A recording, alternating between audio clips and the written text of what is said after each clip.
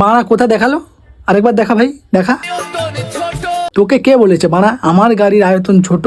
আর নিতে পারবি তো? হ্যাঁ ভাই, বয়স কত তোর, বয়স কত? এখন তো মানে নাক দিয়ে টিভিতে মানে ওই শিকনি বেরোবে, তাই না? বয়সটা কত?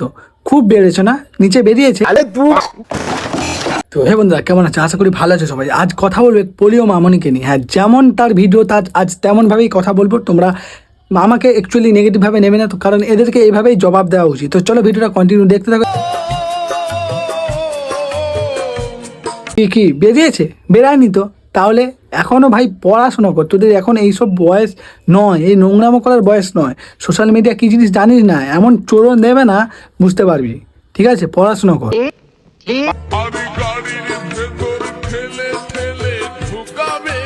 অবস্থা দেখেছো, এইসব মেয়েরা কোথা থেকে শিখে জানো তো?